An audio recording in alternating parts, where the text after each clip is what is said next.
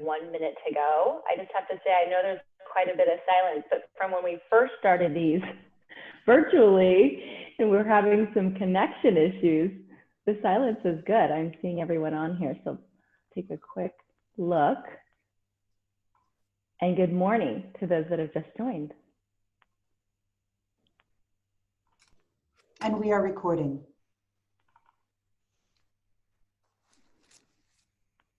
All right, good morning, CBC members. It's at 10 o'clock. We're going to go ahead and get started. If I could ask the non-CBC member, please to turn off your screen so that we can have the CBC members to be visible. And then later on, we do have a public comment period. And then if you may at that time, more than welcome to turn on your screen. So that we could have dialogue going on. So I'm gonna just do a little bit of a housekeeping. Wanted to make sure that we gonna go into a official call to start the meeting, as well as there is a chat feature on the side as the public can provide comments along the way. And with that, I'm going to go ahead and 10:01. I think I've stalled a whole minute to get everybody ready. So with that, let me start with the roll call. If Jewel, just to make sure we have quorum. Good morning, Ms. Tong. Here. Ms. Guzman Aceves. Here. Mr. Mallon. Here. Mr. Below. Here. Mr. Jameson. Here. Ms. Pepper. Here. Ms. McPeak. Present. Here. Mr. Barajas. Here. Ms. Novelle Bonilla. Here. Ms. Snyder. Ms. Smith. Here. Dr. Williams. Here. We have a quorum. Thank you, Jewel. All right, and we are at our 5th Broadband Council meeting this year, and mainly because we have an action item that was issued by the governor's executive order for the Broadband Council to develop a broadband action plan by end of the calendar year. And we wanted to make sure that this development is through a open process with the public and through backlinking. And then there are ample time for the public to chime in, as well as additional opportunities for additional listening sessions that will be provided coming up.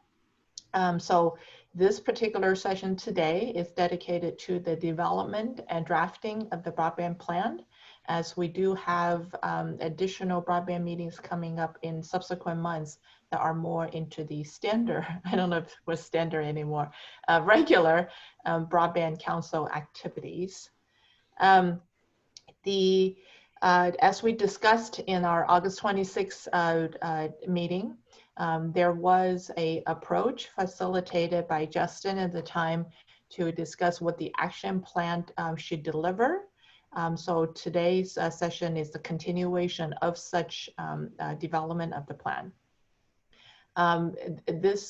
Stephanie on the agenda will be coming up next to share a staff proposed process for the council members to discuss and determine how they would like to move forward with the development of the action plan.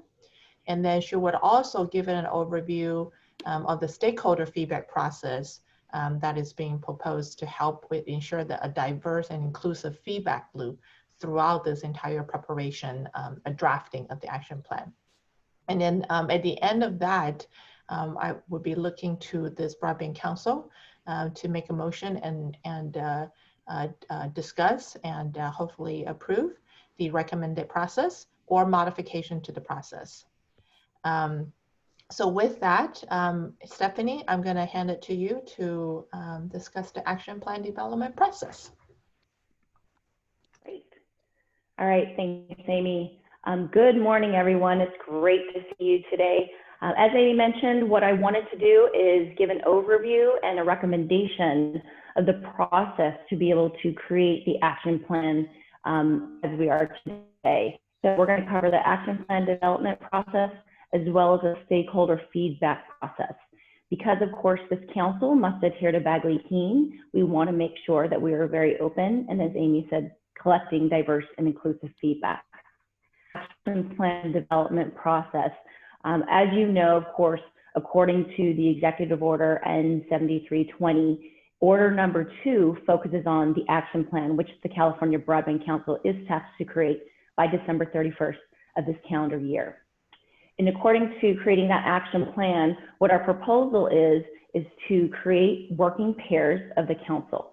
So the council will be put into various pairs to work on various topics, which we'll talk about later today in the working session, to generate discussion, ideas, even talk about data sets that are needed and graphics that will be needed to support the creation of this action plan that is due by the end of the calendar year. Also, what we'll be looking to this council for is, of course, we want to leverage the expertise and the relationships that this council has representing the various agencies and organizations to make sure that, of course, we're leveraging the resources to achieve broadband for all. And to achieve broadband for all, it's imperative that we create this action plan which sets the vision for the state of California to move forward and achieve this. I also wanted to remind everyone that, of course, according to the executive order, the action plan will be reviewed and updated on an annual basis. So what we create and establish at the end of the calendar year will be reviewed annually, and it gives us the opportunity to make sure, of course, that the action plan remains current.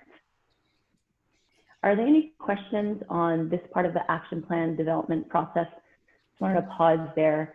I know it's fairly straightforward, but of course, what we needed to do is making sure that we're working in the pairs to adhere to Bagley-Keene, understanding that we're leveraging the knowledge and the expertise within that working pair.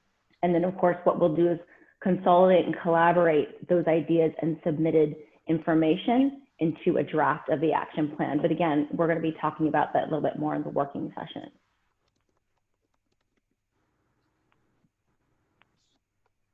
Okay, I will take silence with no questions. And now I'll move on to the next part of the action plan development process, which is the stakeholder feedback process. Again, we want to make sure, of course, that we're creating this action plan with as much feedback as possible. I know that broadband, of course, is the hottest topic right now, or maybe I'm a little biased, but there's many, many stakeholders that are interested not only, of course, in partnering and continuing the partnership to close the digital divide, but very interested in making sure that their voices are heard throughout the process of creating the action plan. So just as a recap, I did want to share, there are 3 key ways that the public can share feedback during this process. One, of course, you can submit comments to the California Broadband Council email inbox. That link, of course, is on the California Broadband Council website. The second way that the public can share feedback during this action plan development process is also by attending these meetings. At the end of every meeting, we do have, of course, a few minutes dedicated, and we're looking to dedicate no less than 20 to 25 minutes to make sure that the public can voice to this council directly their feedback during this process. But there is, of course, a 2-minute maximum on the amount of speaking time. The third way that the public can provide feedback is going to be stakeholder feedback listening sessions. We've actually taken the liberty, because we do feel it's so important to hear from the public, that we will be having stakeholder listening sessions focused on 4 key target groups. Those groups are tribes, and I'm working very closely with Christina Snyder on making sure that we receive feedback from those tribes, and we want to adhere to the process and protocol around consultation. So tribes is one group. The second group, of course, is providers. It's imperative that we partner closely with the providers who provide the technology for us to close the digital divide. So that will be the next group.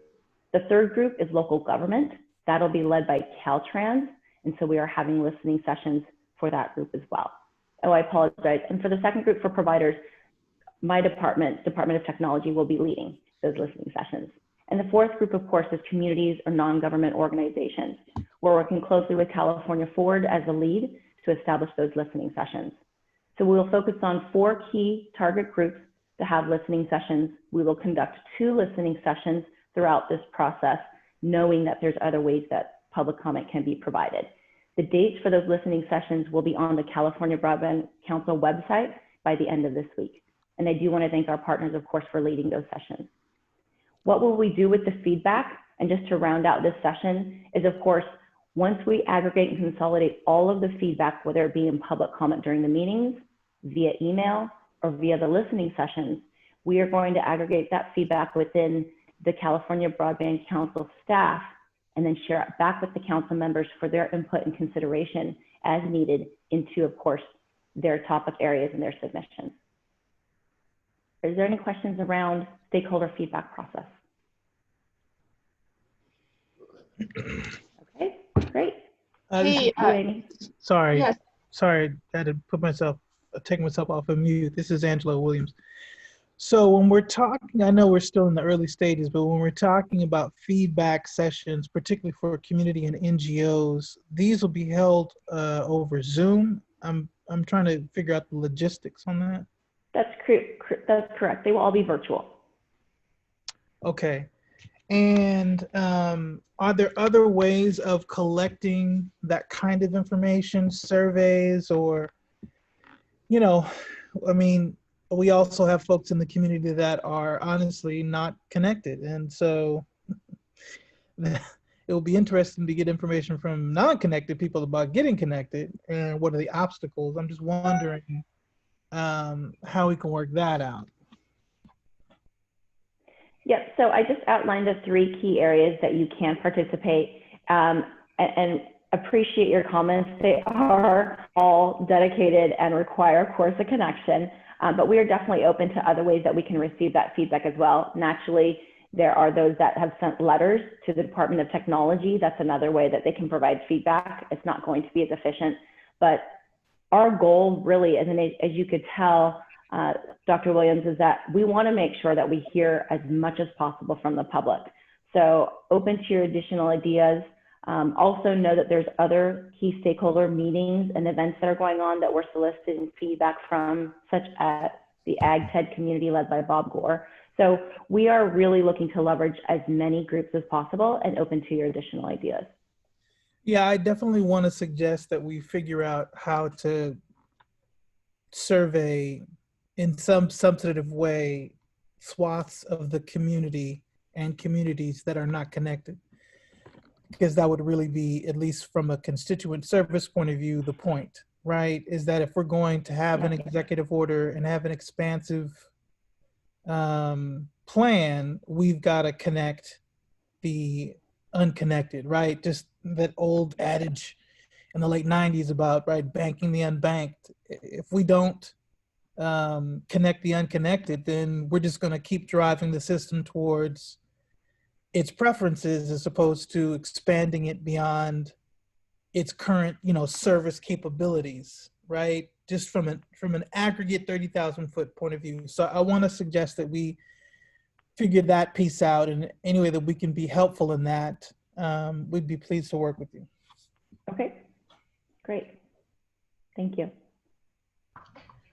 I think following that thought, this is Amy. I want to ask the council member specifically, Sunny, not to put you on the spot, but I know there's been a lot of organizations or NGOs are out there that are actively working with the communities that do not have connection as a way of representing their interest. So that I know that was one of the intent, is to have, to make sure those community or NGOs are being included, so that, their voice can be heard. I wonder if that's a method, we want to just make sure there's more emphasis on it.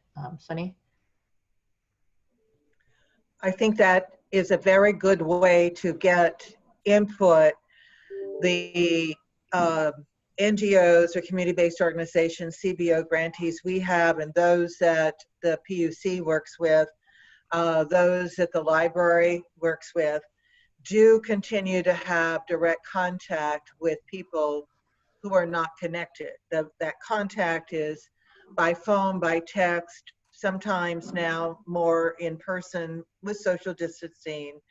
They are regularly assisting households that aren't connected and don't have a computing device to get connected so they can continue to provide feedback. Dr. Williams and other members of the council, we have done very extensive focus groups with low-income, non-English speaking households that have never been connected, never had a computing device, so we can provide that input. We do our statewide survey that will again be conducted in January of 2021. We last did it in January of 2019. It has very extensive information because we focus on and oversample, drill down with those that aren't connected. So it's informative, and it is, although 2019, really clear about the nature of the issues that only have continued to get magnified through COVID-19. So I think those are very good thoughts, Chairman Tong, about how we do this. I think that Stephanie, with the outreach that California Forward is doing, asking the CBOs, the CBOs that we work with, which is a pretty extensive network of maybe 100 or so, and the grantees, Commissioner Guzman-Aceves, that the PUC has had through the adoption account.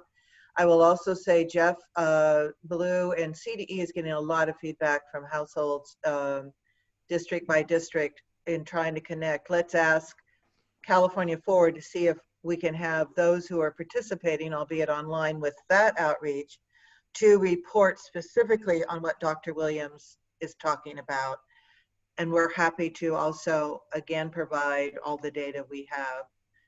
And I'd be happy to work with Commissioner Guzman-Aceves on what we ask our grantees to help with.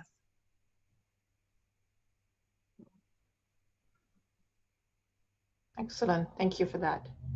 All right. Any other comments, or before Stephanie, go ahead and talk about the outline? Okay.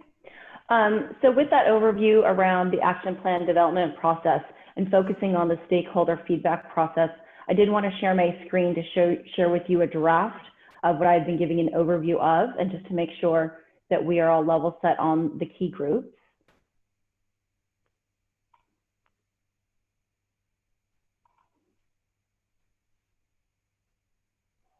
So I'm hoping everyone can see my screen, correct? Okay. So as you can see here, and I wanted to share with you verbally, given those two pieces, and then now share, of course, what we're discussing here in detail, is that this is our proposal and our plan for receiving public feedback during the, yeah. Stephanie, sorry, for those of us who may not be able to see as well, is there a way to like make it page width view, or so that it's just bigger on the screen?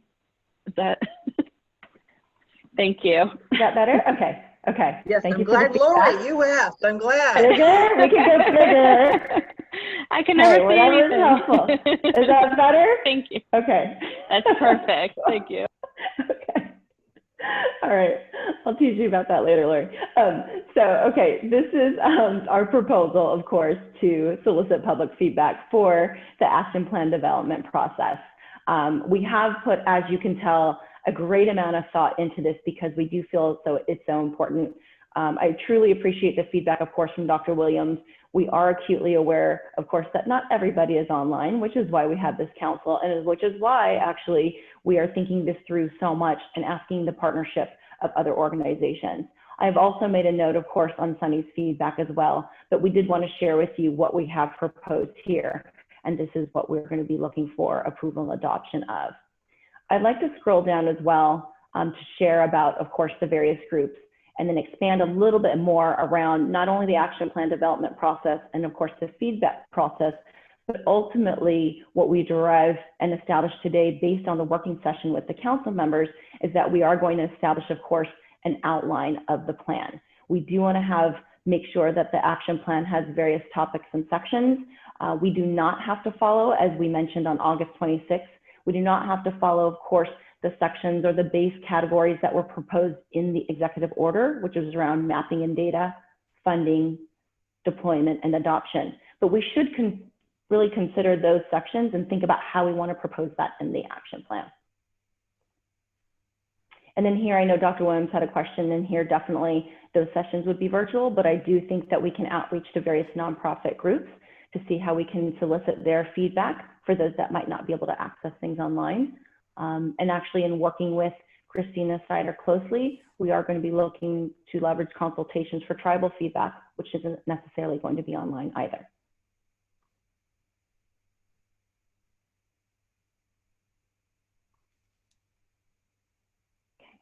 Any Stephanie? questions?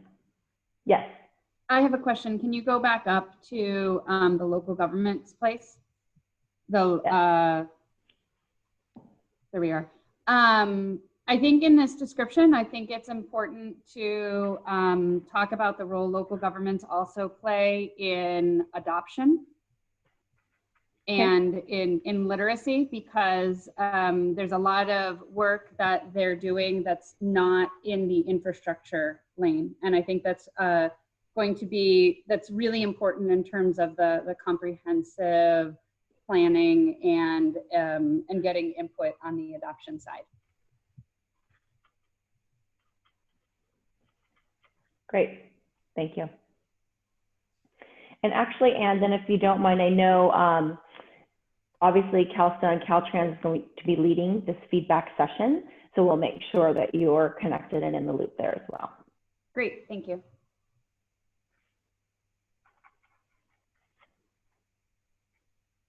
Any other feedback or questions? This is Sarah. I think that there's a question. I don't know if it's been answered in the chat function from a stakeholder.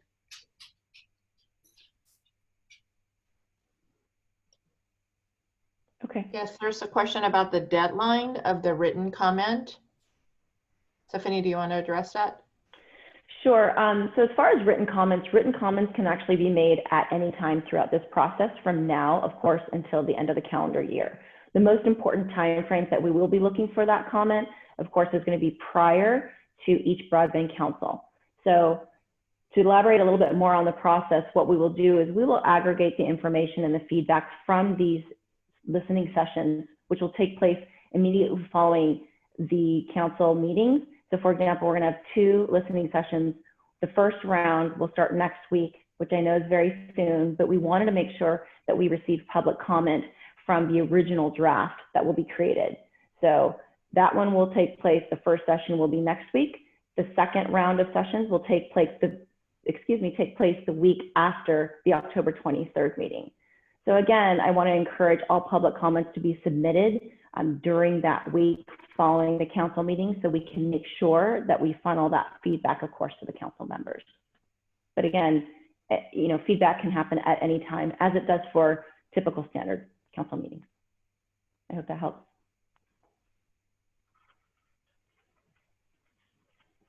Any other questions before we move forward? I Stephanie, think there's one more question in the chat that I think is probably from Carolyn McIntyre about, will the feedback be posted to the public or just shared with CBC? And it seems like that's probably, a lot of people probably want to know that, so just raising it. Sure, so it will be both. The feedback, of course, will be funneled back to the CBC members for consideration, and all public comment and feedback will be posted to the website as well.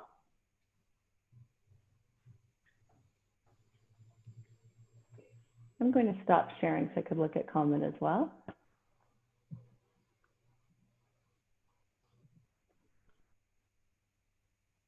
All right, are there any further question on the process of public engagement? If not, I'd like to have Stephanie move on to the next topic, which we can start the council members dialogue on the drafting of the plan. As I know, the staff has put together just a straw man of the sections that probably would be good in reflecting in the action plan, but it's merely a proposal, and it come to this forum as the council member to discuss if those sections are good, and if so, the assigned individuals to those sessions, again, as a proposal, whether you like to be assigned, you don't want to be assigned to that, you want to take on something else. And then, so I want to make sure Stephanie has time to go through that. And then if we, right after that, we wanted to go into probably the most important section in terms of sequencing to talk about the vision of this plan and what it should cover. So I want to make sure we spend the time on that. And then from there, we can go ahead and continue to work and then continue to post all of these public drafting on the website for publics to follow. So if without any objection, let's go ahead and Stephanie to go ahead and tee us off on the outline. Sure. All right, so I'm going to share screen again. So bear with me for 1 second.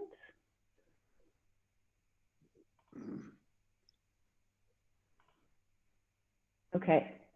So as we've been talking about the action plan development process, a key part of that is, of course, stakeholder feedback. Sorry, and Stephanie, larger font, full screen. Oh. Okay, sorry. Sorry. Let me make sure this is coming up. Oh.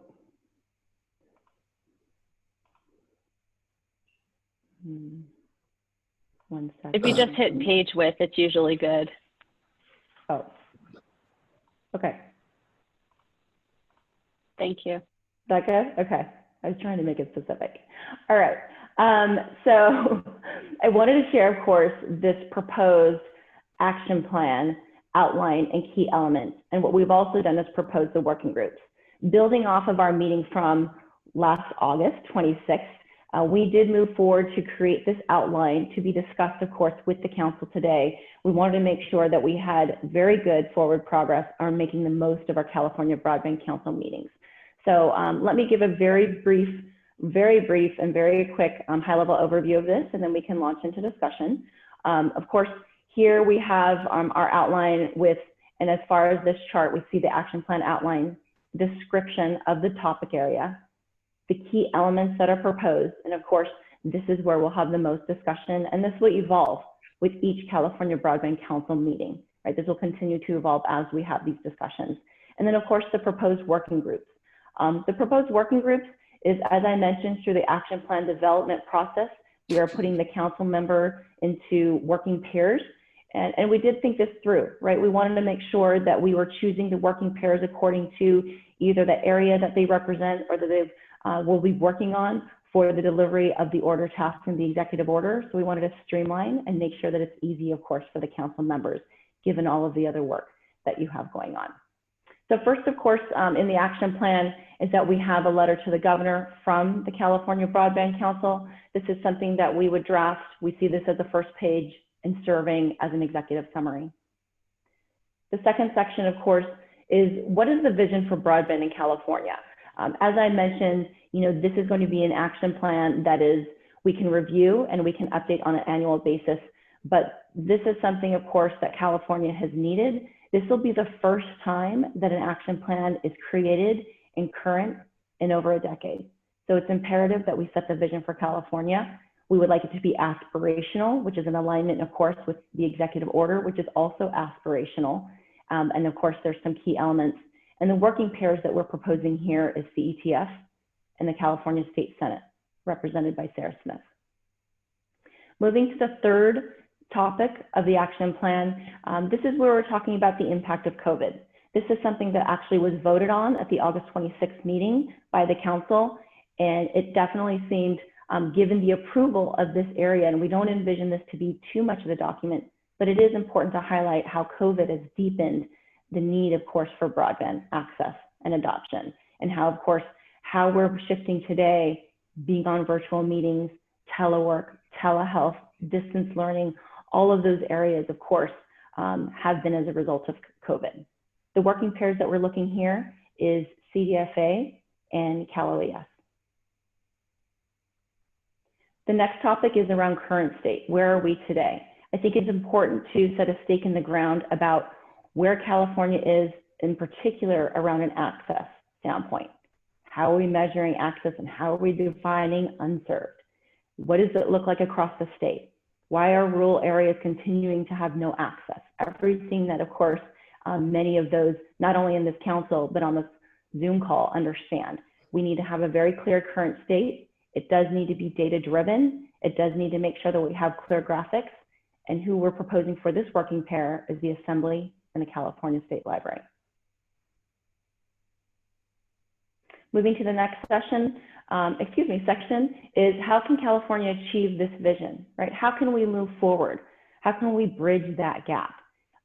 Here, of course, we're looking for the working pair to be the Department of Technology and the Governor's Tribal Advisor. And we want to make sure, again, how do we bridge the gap? Meaning, how do we get from the current state to where the vision is? And of course, this can be iterative throughout the years as well.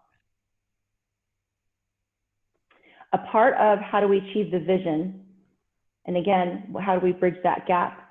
We have some subtopics. The subtopics, of course, revolve around some key areas. The first area is modeling, mapping, and data. This goes back to my comment around making sure that we have key data sets so that the discussion that we're having is around data-driven discussions. We also want to make sure that we're setting the contents for current and future funding and gaps. We don't want this just to be so thought-provoking that we're not specific.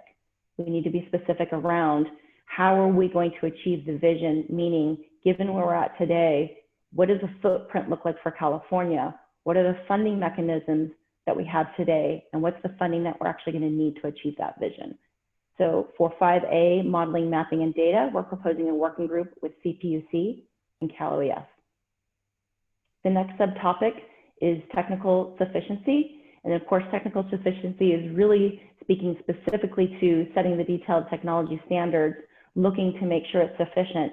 And what are the other technologies that we need to consider to make sure that we're achieving the vision for California? And the working pair we're looking for here is DGS and CETF. I hope everyone can still see this. The next subtopic is around deployment. And of course, here around deployment, we're looking at more data-driven discussions. We're looking at what is the breakdown? What is the breakdown as far as where we are, again, for the footprint throughout California around homes, schools, businesses, small businesses. So what does the current state of the footprint look like around 25.3? And even if we can be so bold as 100. And the working pair we're proposing here is CPUC and CalSTA. The final subtopic, of course, is around adoption. So Anne, I know that you would want to make sure that this is on here and appreciate your comments. But of course, we absolutely need to talk about adoption in the state of California. We still remain as one of the few states in the entire nation that actually has a funding mechanism towards adoption. And I think it's imperative that we continue to be a leader in that area. As a result, we want to focus on adoption, of course, in the Broadband Action Plan. And we want to talk about key barriers, how to remove those barriers. And the working pair that we're proposing here is CETF and the Department of Education. Just to round out the outline, of course, we'll have conclusions and then some final reviewers to make sure that the action plan is cohesive. And then, of course, as far as the conclusion and wrapping up the entire action plan would be Department of Technology and really the California Broadband Council staff. And then, of course, as final reviewers, we'll have the Department of Technology and the California State Library. Okay, and that's the overview. I want to set a context that this action plan outline and key element is exactly what we're going to talk about it as we go into the members conversation, and we go through section by section. But prior we going to there, I do want to take a vote if we can, not on the action plan, disclaimer, because this is just laying out as a proposal, as a context, but something as such this quite comprehensive with outlines such as this to the public stakeholder engagement plan that Stephanie has proposed early on. So we want to make sure, you know, things can move on tandem because we want to get the public engagement listening session scheduled while this CBC has the opportunity to continue to refine the outline. But I wanted to make sure we have something definitive, whether that stakeholder engagement plan I'm sorry, Stephanie, if you can switch back to that screen. Is that something that this council is comfortable to give the approval so the staff can, move forward in preparing that? Stephanie, if you could bring the stakeholder engagement plan back on. Sorry. Okay, sorry. Yeah.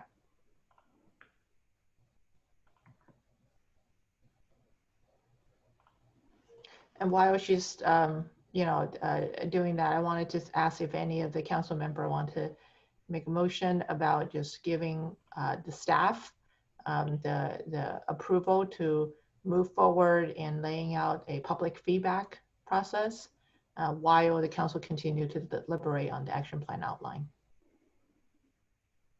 I just wanted to ask a question that might seem completely obvious to you all.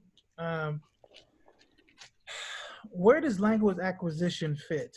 I know that's a topic that's probably enclosed in a bunch of these items in terms of planning, but that's another thing that I think would be important. So I'm just wondering where, because this is really comprehensive, so don't get me wrong. I'm just looking for a slot that I can point to and say, okay, that's where we'll talk about language acquisition, or maybe it's just writ large. Dr. Williams, I can attempt to. So if I understand it correctly, is the line of acquisition of services, where is that being captured in the action plan? Is that the question? I know, it seems like it's embedded. It's already deeply embedded inside of the process. But yes, I'm talking about non-English speakers. I'm talking about, that multiplicity of diversity in terms of language. Again, it might be embedded underneath multiple categories.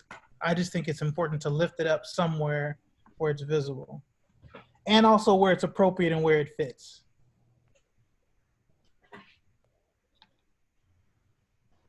I know, it's an odd question. It's a great question. Where would you put it? Where would you like to have it embedded? These things, and this is, first I just want to say that I would be the first to make a motion to approve the plan. I think somewhere along the line, we have to establish some principles. I don't know what they look like. Maybe they're guiding principles. I would put it there because it feels like it's the kind of thing, looking at the future of California that we need to make mention of. But again, I would defer to someone far more intelligent than I to say where the appropriate place is. But if I had no choice, I'd put it in some statement of principle. That means goals. All right, any other response from the council members to Dr. Williams' suggestion? Again, I understand that's probably on the action plan outline. I wanted to make sure that, first of all, the motion by Dr. Williams to move forward with this public engagement plan. I know we're having multiple plans here. The public engagement plan that is presented here. Are there any second or further conversation needed in moving this plan forward? Director Tong, can I just add a couple of thoughts, and maybe these would be friendly amendments to the current draft? Mm-hmm. One is to capture the suggestion. I would suggest that we ensure that the, you outlined 4 key groups, that the key group of community NGO outreach that will be led by California Forward, that we ensure that there is appropriate language access during those outreach efforts, particularly for our predominant languages in California. And also, if we could just update this this current action plan for the outreach to incorporate some of the things that Stephanie mentioned earlier on the written comment timelines. Got it. Stephanie, did you get that? Yes, I'm taking notes. Thank you. Thank you. Okay. So with that amendment to this proposal, do we have a second to the motion? Seconded. I had a question really quick. Are we voting on amending or are we voting on adopting? I was trying to streamline this a little bit. Sorry. I think what we are voting on is the communication plan. I should say the stakeholder outreach plan with the amendment that was proposed and discussed. And Stephanie have acknowledged that they're going to go ahead and insert that. So with that amendment, that this is a public stakeholder outreach plan that the staff can go forward with. Okay, thanks for the clarification. Mm-hmm. Any more questions? All right, if not, let's go call for a vote. Ju? Are we gonna vote individually, or do you want to switch the screen back, Stephanie, so the members can raise their hand? Yeah, let's just do it expeditiously. Why don't we do screen back, and I'll just have the members to raise your hand if you, and then say out yes if you approve. Aye. Oh, Yes. Dr. William is a yes. We got a verbal from him. Any opposed? Abstain?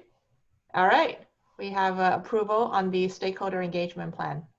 Stephanie, thank you. Okay. All right. Let's come back to the actual action plan outlined and key elements. Let's go ahead and Stephanie, if you can put that back on visual, and let's just talk through these one by one. And if I can remind all of the participants, if you're not a council member, if you could kindly put your instance on mute so that we can make sure the conversation is not disrupted. Okay. With this outline, just open it up to council member. First of all, are there any particular action outlined that you like to make modification? And then also take a look at the key element and then the work groups assigned. And if let's just go through one by one. I think that if we can, that way we can keep the flow of the conversation. So the letter to the governor, I think that's a cover letter. Hopefully nobody has, concern about having that. And for sure the letter will be, drafted with you all. And but just, the pen to paper sort of a speak, the California Department of Technology can take ownership of that. But the vision of the Broadband of California, CETF and State Senate, thoughts, updates, discussion on this item, or any others?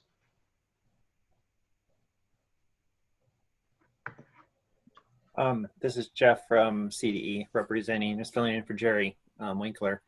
I'm wondering if this might be where Dr. Williams' topic is coming up, that the vision of broadband is for all California citizens in any and all appropriately accessible languages and with accessibility in mind, because broadband should be available to all from that aspect. Is that kind of what you were going for, Dr. Williams? Because I'm trying to wrap my head around where you're how to address the issue and the concern you had, but I think it might be here.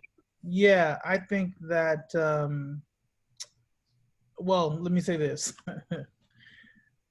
I think it's hard to see, right, from just looking at it head on, but I think in the vision or aspirational aspects, I think we have to have some sort of principles, right? And I think that on its face, we kind of look at the programmatic side of internet access and we say, okay, well, we'll make sure that, there's language acquisition, right? That's one way to talk about it. But there's at least from my point of view, a broader, if not deeper level to ask the question, who gets the service, right? So we talk about it in terms of income. We talk about it in terms of race. I think we should also think about talking about it in terms of language to get an intersectional kind of point of view. Again, I have no idea where to actually put that, but I just think we should talk about it somewhere.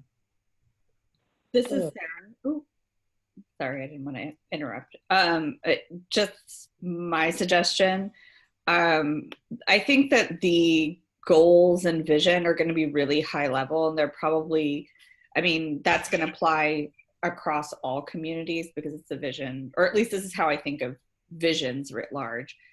They're meant to apply to everyone, and obviously, you know, it kind of, I hate to say it like it's in the name, broadband for all, so I don't expect a vision that will curtail access for any community on the basis of any ethnic or language differences. If we're actually talking about making sure that specific populations, if they have the infrastructure and, you know, economic resources to access it, that there's unique barriers around communities of interest. Perhaps the adoption area is an area where we might want to focus that discussion, just simply because that's generally been the area where adoption focuses. I'm happy, you know, if the PUC or any other stakeholder has other suggestions, I'm happy for that. But I would envision, you know, since the vision and the goals are pretty aspirational, I don't imagine that they're going to foresee curtailing access to anyone. If anything, it's probably going to be, you know, explicitly focused on making sure that legacy communities that have been digitally redlined actually get addressed.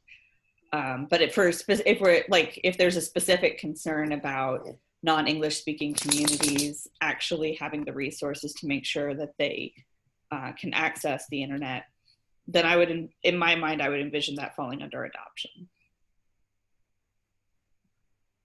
If I might follow on, this is a great conversation, and of course, Sarah, I'm anxious to follow your lead.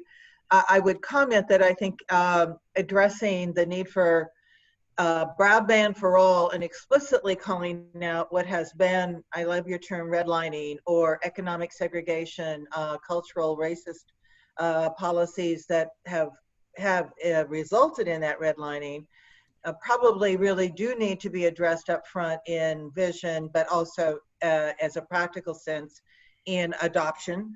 We always talk about outreach in language and culture to be relevant. That's why trusted messengers are so essential. That this is a great conversation, and while I'm talking, I just want to thank Stephanie and then also the patience of Sakine and Jules to help me understand this process. I finally get it now that it's on paper, so congratulations. But also the debate about these issues are so critical if we're actually going to get broadband to everyone.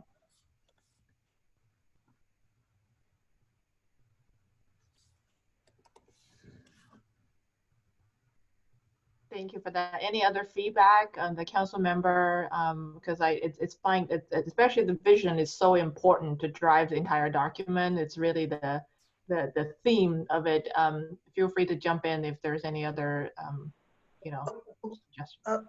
Chairman Tong, one other comment, and that is the council did adopt what Commissioner Guzman Aceves brought as an element or a facet of the vision, which was digital equity, vision for digital equity. And there is that that document that is also part of what the council has already acted upon that should be taken into account here, I think. And as I'm recalling, what Dr. Williams is raising is embedded, but it may not even be as explicitly addressed as it will need to be throughout the action plan. So just to follow on that, oh, sorry, Amy, go ahead. No, go ahead, Lori, go ahead. Okay.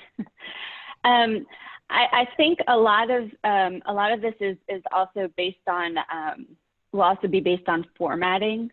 You know, when I think of a vision statement, right, it's a brief, probably one sentence thing, but here we have an option, and as CETF and the, and you know, the State Senate with Sarah, like kind of work through what does that look like? Is it a statement with like bullet points of goals, and then how do, you know, what do we call out? And I see the point that Dr. Williams brought up, kind of potentially being weaved through there, or do we just do a vision statement that's just bold and aspirational and there's an understanding? So I see this vision as being all inclusive, but there might be some things that perhaps we want to call out and highlight in a different way on that same, you know, page. So I see this as a like really looking forward to seeing what y'all come up with and as you work through the process. And I think there's a lot of opportunity there, but decisions made about what and then how to highlight some of these points. This is Sarah. I just wanted to say, just kind of add some more specificity. Part of the reason why I think there needs to be more detail is that kind of just putting it as a vision statement isn't really going to build the level of specificity that you need to actually overcome some of the barriers that those communities have faced. If there's something that's not really specific to them, it kind of leaves that idea as being directionless a little bit in my mind.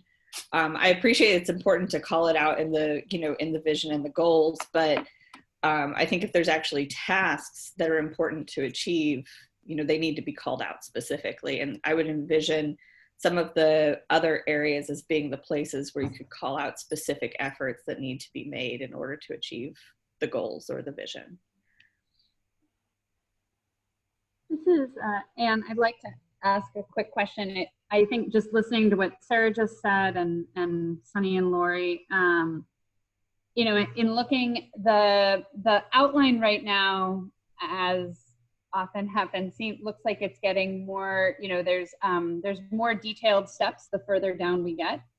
And some of those, some of the detail further down in the sub, the 5A, the 5B, the 5C, seem like they would greatly impact these top level ones, particularly the vision and the current state. So I'm wondering, I mean, there seems to be I think we are building this in kind of an iterative process, it looks like. So I think we're gonna have these sort of high level pieces we're writing now, but then matching them up with the detailed pieces that are coming. And then each with feedback from the council and the public making, responding to those and, you know, adding things in that weren't thought of. I mean, I look at I'm using this as an example, not to jump ahead, but if in the current state, we're talking about current broadband landscape, that's going to use data that I would think that the PUC and CETF are going to be highlighting in that later section. OES, I'm sorry, I forget who was doing those. And so, you know, we may look at switching some of those around, right? And sort of feeding off of these sections. So if it's that, I guess I'm wondering, is that what you all are envisioning too? Because they do seem to be, some of them, you know, seem like they'll rely on each other as we continue moving forward.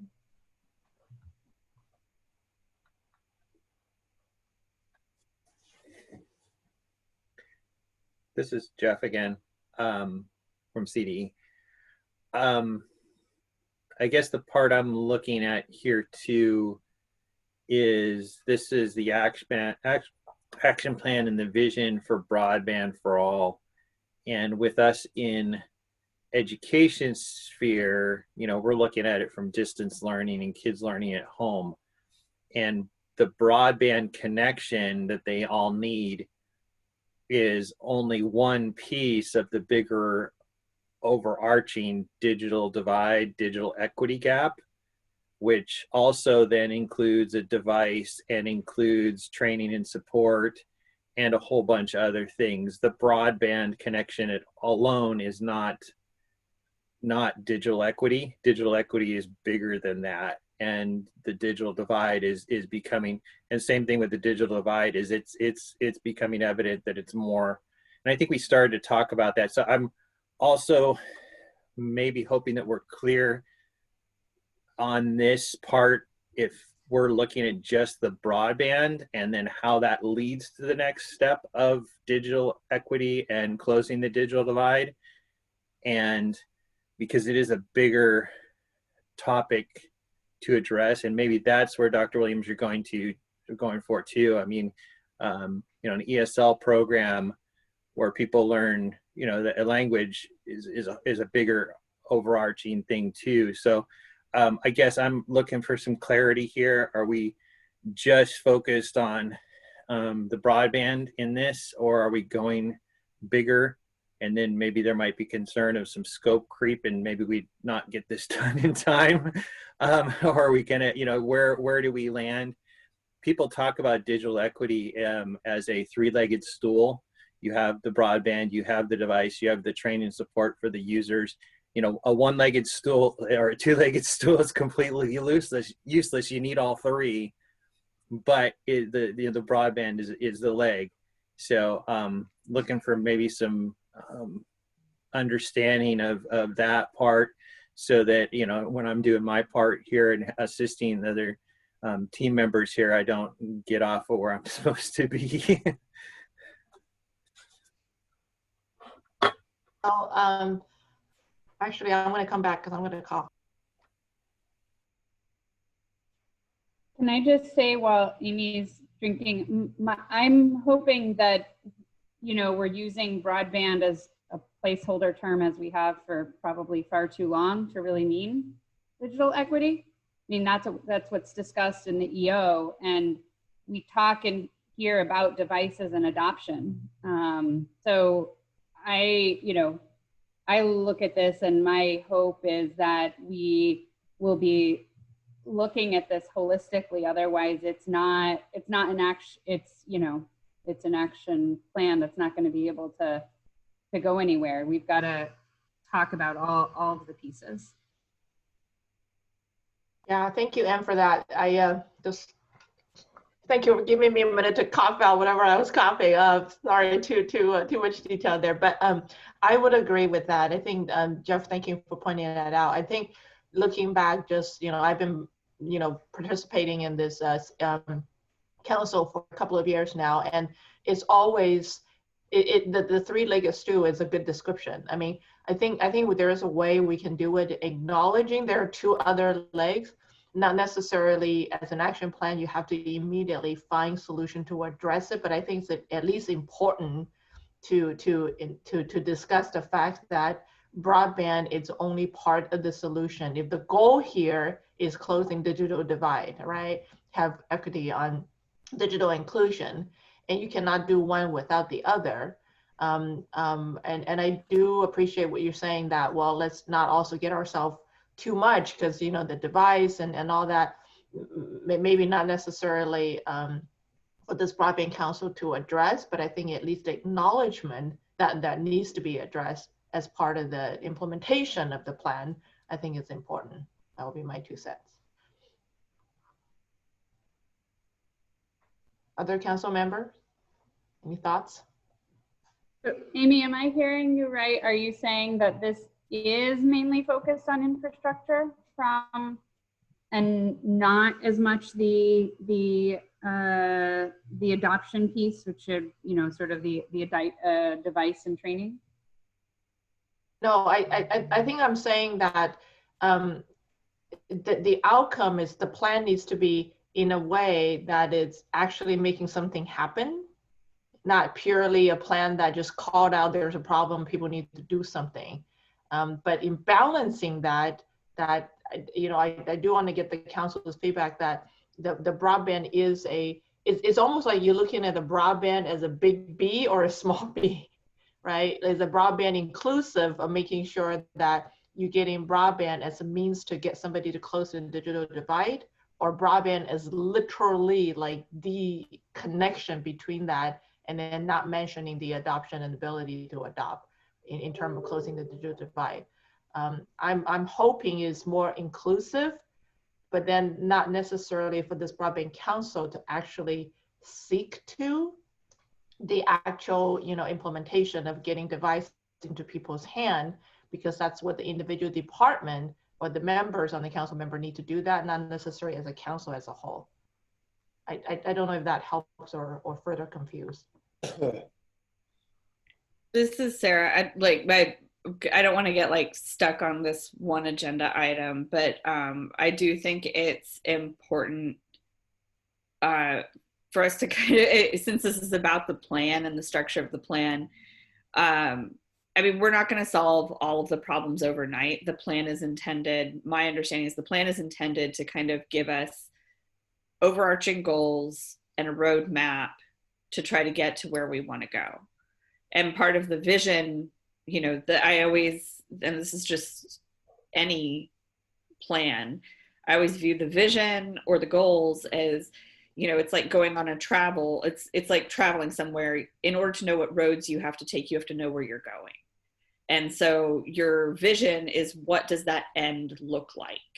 And that could be as big or as small as you want it to be. But then all of the steps that you take between point A and point B are designed to get you there. And it is going to involve us, you know, we can do something that's really big. It just means that all the steps to get there are going to be bigger. You know, if you have a goal of reaching something within a specific time frame, then you're going to have to ask yourself, you know, do we have the resources to do that? What are the steps between point A and point B? So, you know, our vision can be huge and we can call out as much as we want. It's just understanding that once you do that, all of the things that are underneath it are going to be bigger as well. But if we don't start from a place of like knowing where we want to go, you know, we're not going to be able to map out the steps to get there. So, I mean, maybe that seems kind of abstract, but I don't, you know, we can include specific things about making sure that everybody has all of the resources in order to access the internet, whether that is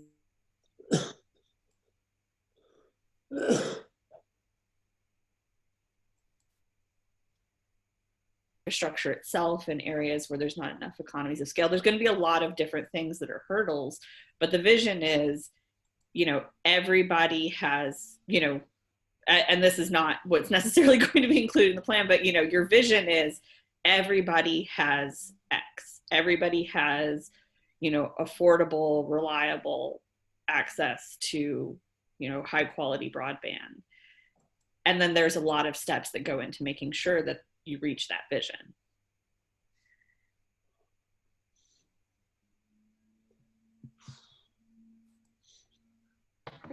Well said, Sarah. Any other feedback, comments from the council member on this?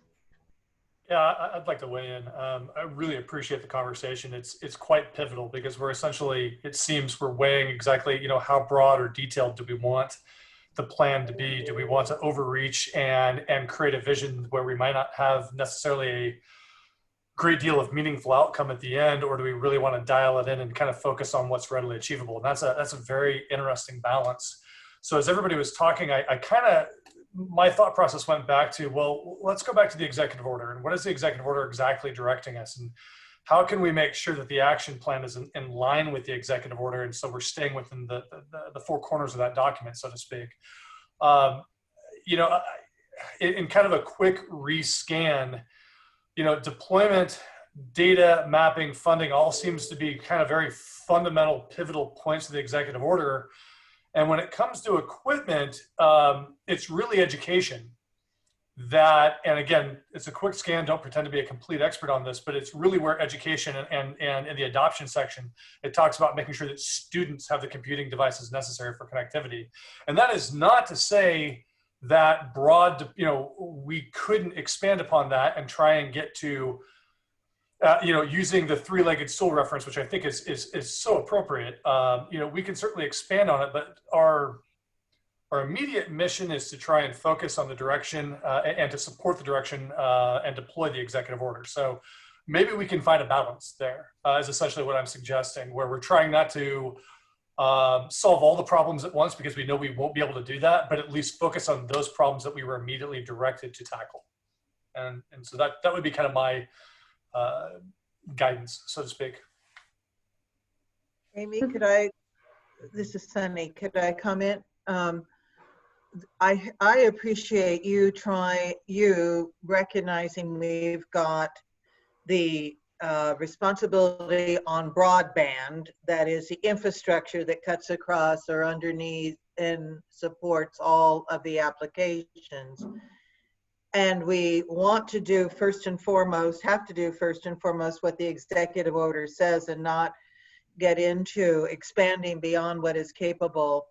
The conundrum that I think Jeff is addressing that we have come to see, albeit it is an adoption issue, is that, for example, although a lot of school districts have bought a lot of hotspots and also have gotten out a lot of computing devices, they were most needed by students who are digitally disadvantaged. We know we do not have adequate bandwidth in unserved areas because there's no bandwidth, and the bandwidth that is needed to support distance learning and telehealth is totally different than when we were having this discussion at the beginning of the year. The COVID-19 realities have exposed inadequacies that I will admit we didn't anticipate, so maybe others did. Yeah, and did. then, yes, okay, low-income areas, urban, the hotspots aren't working if the underlying infrastructure isn't adequate. So there is somewhat of iteration that is needed between the infrastructure that we're to address, as you're focusing on, and the applications that the rest of the departments are responsible for, without being in someone else's business or someone else's bailiwick. There is iteration that we've got to be sensitive to. Yes, Tom, I understand. I just want to make one more, this very quick and a quick pitch. I think the executive order does explicitly call out digital equity. In the action plan, it explicitly talks about tribal lands and access and adoption. It talks about funding, and the funding that is available by the state is for both access and adoption. And in fact, I think in some places, some of the adoption issues may be easier to resolve than some of the 20-year discussions we've been having on infrastructure that are not going to be solved overnight. So I guess I recognize we have a short period of time with which to do this, and that probably means that they're not, that the plans may not be able to be as detailed as they could if we had a year to be able to talk with everyone and to come up with very detailed plans and potential, creative funding sources and things like that. But that doesn't mean we can't address them meaningfully and equally, because it does not matter if we have infrastructure that gets somewhere if people can't afford it or if they don't have a device to use it. And so I just would strongly urge us to look at all three legs in an equitable manner as we're developing the plan. Yeah. So, very good. Amy, if I could just add one more thought. On this, I don't know if I've been looking at this a little bit differently, I think, than everybody else, but when I see the executive order, I see, two different work streams, right? We have the action plan that we're supposed to do. The last one lasted for 10 years. So in my mind, we're trying to do an action plan for, possibly a long time, but one that we get to go back and we get to update and make just any sort of modifications to year over year. So in my mind, the action plan itself leaves room for everything. And it's not a specific, this is how we're going to solve the problem, and have everything planned out by December 31st. And then the rest of the EO is more for kind of more immediate results. And I don't know if I'm looking at this wrong, or because I just wasn't, I didn't think we were supposed to solve everything within the action plan itself right now. Lori, you actually took the exact word out of my mouth. So thank you. I know I was looking at the same way, that the action plan is not, one and only to solve all of these problems. I believe it's actually one piece of a puzzle, but very, very important piece of puzzle, because it's a governance body and it's a reflection of this governance body in trying to solve, the broadband challenge, the adoption challenge, for the ultimate goal to have that digital equity and digital inclusion. And so I think if we look at it, really there is an action plan that, as aspirational as the goals that can be laid out, And also with the difference of this action plan versus how the action plan was developed before is this requires an annual update to the action plan.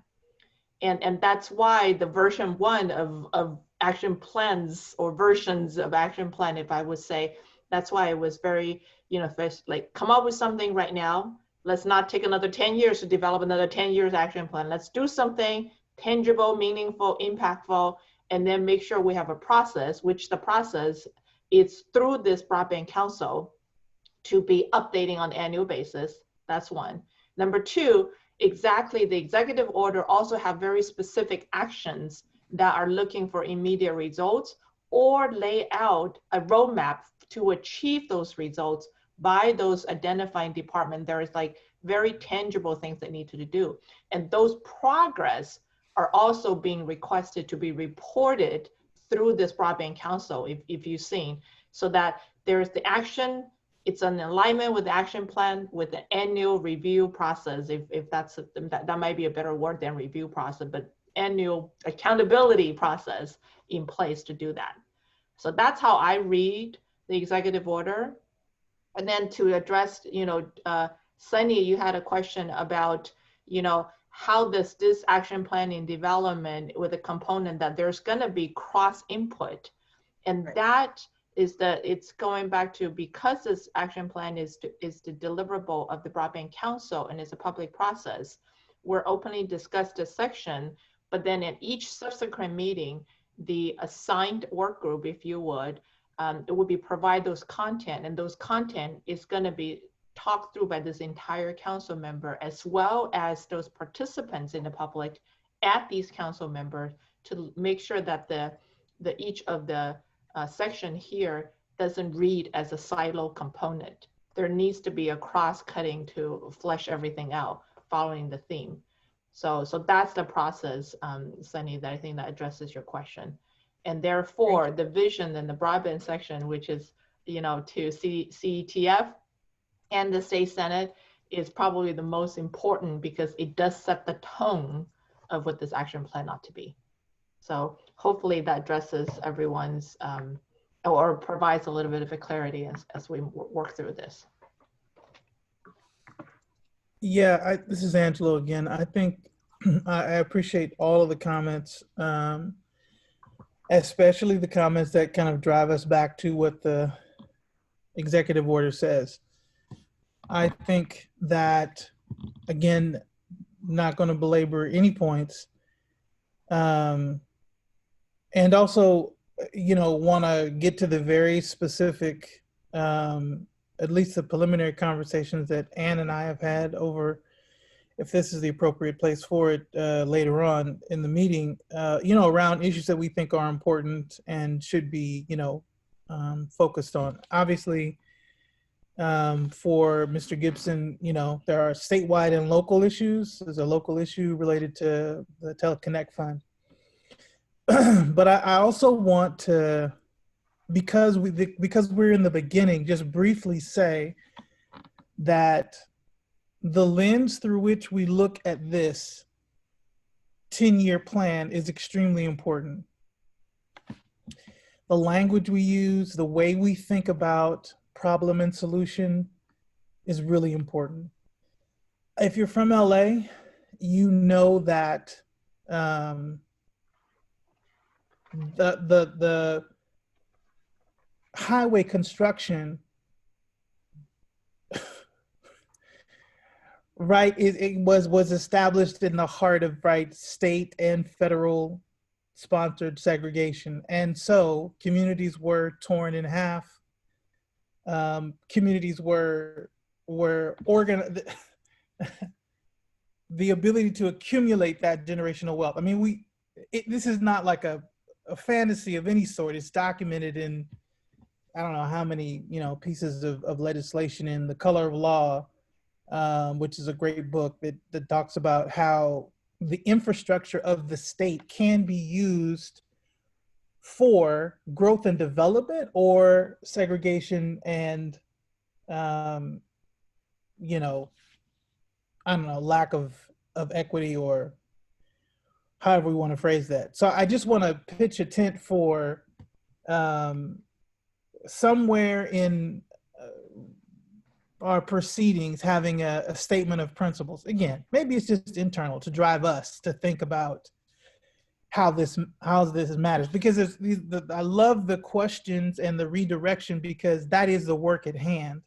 And I think this first meeting is so essential, is because we won't be talking about these aspirational things once we dive into the work. We'll never get anything done if we do that. But at this moment before we start,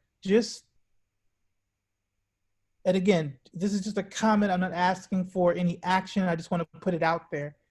The way we think about this 10-year endeavor, this essential infrastructure is really important, right? Like low-income communities, it's a tricky thing to say. Like we even, obviously everybody uses that kind of language, but the truth of these communities and how they became low income, right? How they were robbed of the ability to actually participate in the economy, that had to do with redlining.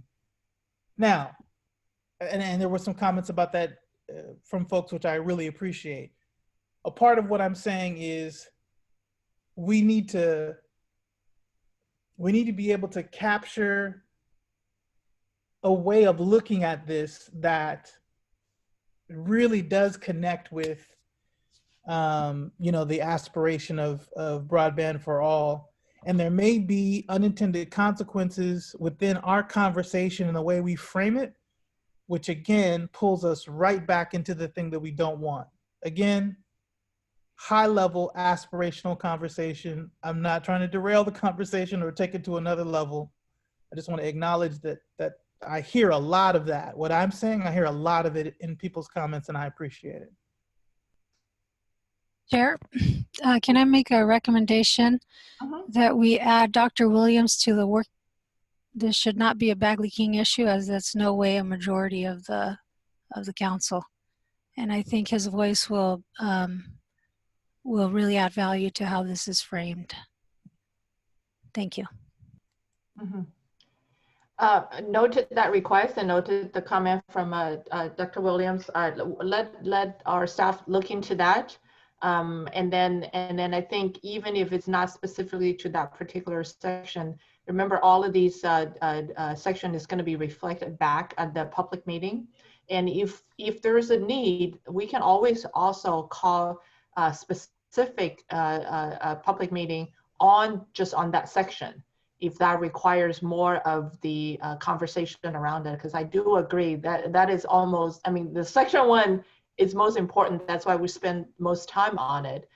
So if it's okay with the council, let's have our staff to take a look what's doable, so that it's in respect to the back leaking, but at the same time, there's ample opportunity to, for everyone to provide input that are not necessarily on a monthly basis. Okay, we'll take that as an action item. All the requests noted. In the interest of time, I want to make sure we do provide 30 minutes for public comment, because I know there's a lot of folks participating and have great input. And if they don't use 30 minutes, we can come back to have further dialogue. But if I could maybe use the remaining 12 minutes to go through the rest of section, not to get into as detail as the first section, which was totally warranted, and I'm very happy with the conversation. But I just want to make sure there's acknowledgement for the rest of the section and the parties assigned, so that we can make sure we have an approval for this outline moving forward, at least as a start to get things rolling. Okay, so with that, the next section, I think it was discussed from the August 26th meeting that there is a acknowledgement of the COVID impact. I wanted to make sure that Food and Ag and OES, looking at this as a primary author on this, are okay with it, as well as the rest of the council member, that this kind of encapsulate what the section should cover. Hi, well, this is Pat from Cal OES. So to go along with what Commissioner Guzman-Esteves, as far as the work group makeup, since the majority of the interest that's been paid to the COVID situation and the inequity in providing digital services to a lot of our communities, and the effort with the teleschooling education, I'm wondering if a Department of Education shouldn't be added to this as well. They've clearly had the bulk of the interest from the media as far as schools and students being able to attend schools via the internet. From an OES perspective, the one element that we are addressing the most of all the four is the broadband deployment in support of the FirstNet initiative. And so I'm a little concerned that the work group makeup isn't appropriate to what the emphasis is, from a public perspective. And then lastly, clearly the COVID situation has highlighted the digital inequity. If this is a 10-year plan, I'm hoping that we don't lose some of the emphasis on that being a 10-year plan by focusing on the immediacy of the pandemic.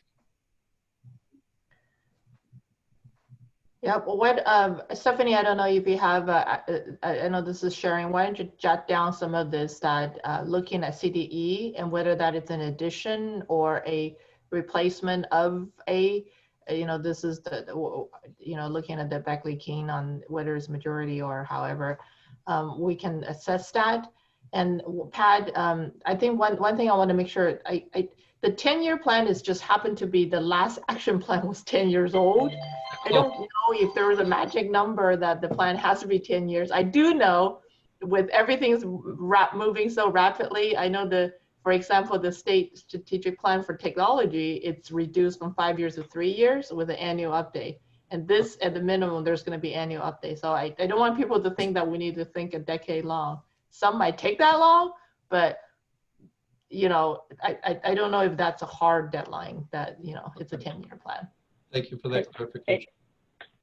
Amy, this is Arturo from CDFA. Just along to Pat's point, I think it would be good to get sort of perspective. Certainly Pat and I can do a good job of explaining from the response to COVID, given that Cal OES was the lead on that, and a number of California's fairgrounds are still deployed and serving in some capacity for COVID response.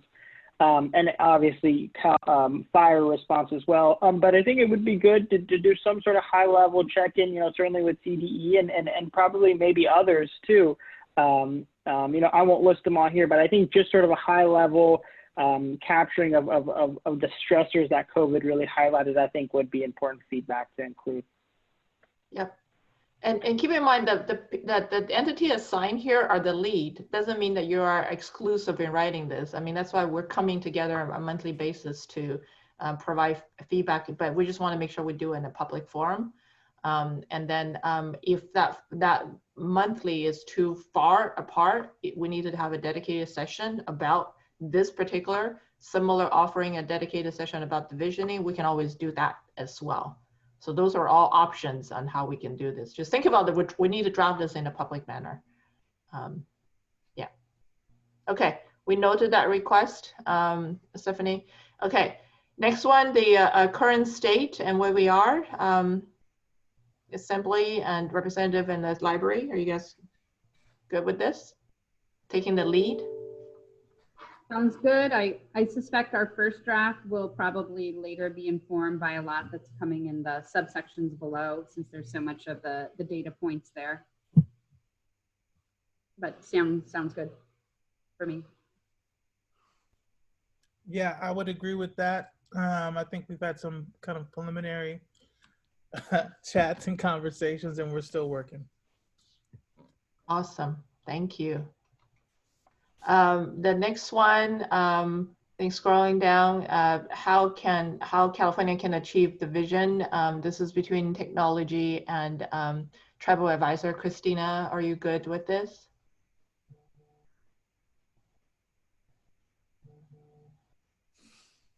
Oh, Christina, are you around? Okay, she might. Yes. Oh, hi. Yep. This looks good to me. Okay, awesome. Okay, thank you for that. Scroll down, Stephanie. We are modeling mapping data, PUC and OES. Thoughts, comments, or also other member about this section?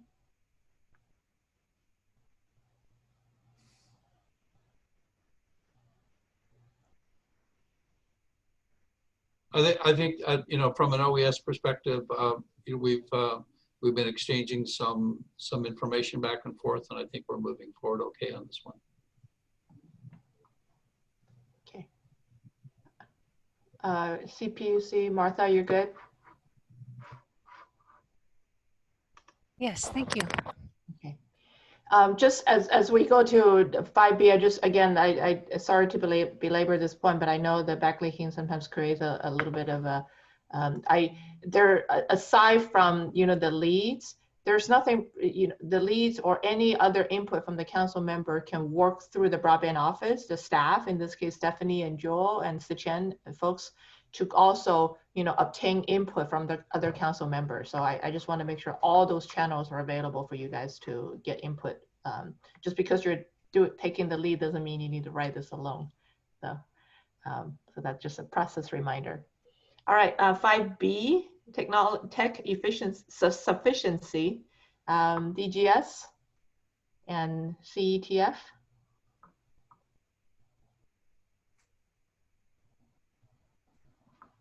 Sorry, I'm just kind of pondering the questions. I am concerned that we're going to dive into setting standards that I guess we're going to definitely want to more broadly socialize these standards amongst the full commission. But yes, I mean, I definitely have a comfort factor on behalf of DGS to tackle these questions. CETF? In support of DGS and Brent's leadership, I think we are fine with this. And Chair Tong, what you just I think clarified gives me a lot more understanding of process and comfort that even in consideration of Bagley-Keene, that we all can communicate through the office to your staff to provide input that they can then provide back to each of the work groups. And that will be most helpful so that we get input from all of us in between our broadband council meetings. So yes, I'm fine. Yeah, I think just clarifying on that point is not to have the broadband council office to kind of somehow, you know, pass message so that the content is developed in a way. That development is through the open process. Right now we have monthly meeting for this to be openly discussed, but if there's a need, we can always call more meeting with more than, it doesn't have to be a full council, we just need to make available to full council. But if, for example, if 3 or 4 of you want us to do this, we just need to make sure that it's conducted in the public forum. We can always do that as well. But there's any data that you need to support what you need to write, absolutely, the broadband office can help provide those data for you to do whatever you need to do on putting together the content. So if I just might ask on this, all of the departments have a lot of I think, input on the technology itself, and it is truly a technical arena. We're happy to work on anything. I would think that there is more expertise in this arena than that we might even bring. So I'm happy to have another agents member substitute if Brent, you or the council think there is a better member. I think and again, I can't speak for Chair Tong or Stephanie, but again, we're all trying to divide this up to make sure that this is done in the timelines that we've been given. And so, I mean, I certainly see a role for CPUC and certainly other departments as well in answering these questions. But I think Sonny, if you and I can get the ball rolling on this to kind of help with our part, and then again, taking advantage of Chair Tong's offer to maybe hold an open meeting with additional stakeholders on the council before bringing it before the full council, I think that could be a viable path forward. That's great. I thought I saw Commissioner Guzman-Aceves shaking her head, yes, that she had the expertise to bring to it. I actually want to propose, Martha, that you should be lead, and but I'm happy to start with Brent. Whatever you want, Commissioner. Happy to help. Yeah, I think like many of these, we all have input to them. So I think I'm happy with the delegation that was given, and happy to provide input once it's getting going. We'll get it going, and then I'll just nominate you to substitute me then. Okay. We're all going to be writing this together in the public forum, so don't worry about the input. There's going to be a lot of input. And keep in mind, the stakeholder listening session is going to also provide a lot of input too. Okay. Yeah. All right. Add one thing, Amy. Yes. This is again from CDE and from the education side. One thing to note, and I don't know if it would go in 5B or 5C, and something to raise to the surface, and it's not only the speed, but it's also the data caps, especially with some of the most low cost offers. People are burning through the amount of connectivity that they have, especially when you have an adult doing this. I would guess that all of us have consumed several gigs of data on our own. If we had 2 or 3 children in our home also doing Zoom with their parents, families are experiencing especially on the mobile ones, and that's one of the challenges. So I didn't see it here, but and in general, it's unlimited, quote unquote, but some of them aren't. And so families are experiencing that. So I don't know where that would go. So it's not just the 25.3 or 100. It's also the amount of data that's allowed, especially when it comes to mobile, but not even that. I mean, there's also caps going on wireline broadband also. So I don't know if that fits on 5B or 5C, but that is feedback we're hearing back from our schools. I do think it's also 5D, which I think is deployment or adoption, Jeff, and that one we do have a lot of firsthand information. So really appreciate being assigned that responsibility, and I do think it needs to be addressed there as well as the other opportunities or segments that you just mentioned. Yep. And Stephanie, if you scroll down, I think you can see some of these are being, as a proposed key element in 5C and 5B. And keep in mind, these are proposed elements. I'm sure throughout the drafting process, these outlines probably will, separate out or merge or however it becomes. And these are guidelines. These are not set in stone by any means, but at least we need something to get the ball rolling, and throughout the process, that modification will come. And so I just quickly make sure that 5C and 5D, folks are signed to that, are good with it. Just quickly, maybe a quick acknowledgement in here. I think 5D, we're looking at CETF and sorry, I'm trying to get the screen to follow. And a general service, gosh, I can't even follow, sorry. 5C on the deployment is CPUC and the Transportation Agency. I want to make sure folks, Lori and Martha are good with it. Yep. Nodding head. Can I ask one clarifying question though? And not on this, but I've heard kind of different things now as far as what triggers Bagley Teen. Is it a majority of the council members, or is it a specific number of council members? So that's a good question. And what I'll do is we're actually, I should have mentioned that at the beginning. We're taking a very much conservative approach and make sure that we're trying to, not to have any member working regardless of majority, but more than 3, because 2 at the conversation, 3 at the meeting. But that is a, we can have those refresher material to be sent out to those of you that are probably fairly new to the Bagley Teen process. Some are probably practicing this on an everyday basis.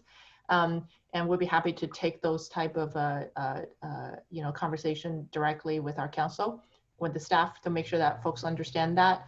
I would say, given we are moving so rapidly in this and the public engagement, it's more the merrier. I would recommend that anytime we feel like there's input, needed to happen more than 2, then we hold a public session. So for a subset of the members, so they can openly work on this as well as with input from folks. Okay, so that's C and the D. So CDE in here as well as CETF. You guys are good with this? You're both muted. Yes, if Jeff is, I am. Got it. Very good. I think the conclusion and the final review, or those are just, you know, those are down the road. And Anne, thank you for, if you're good with it, thank you for helping to do the final read. And the reviewer is not also at the last stage, it should be throughout the process. And this is where, you know, as we publicly go through and making sure the cross section are also synced up, you know, so the review would be on an ongoing basis as well.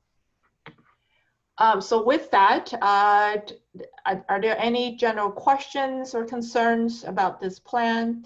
And if I could have perhaps a motion from the member to adopt this plan as just more of a draft outline so we can get the ball rolling and with people assigned so that the staff can get this going.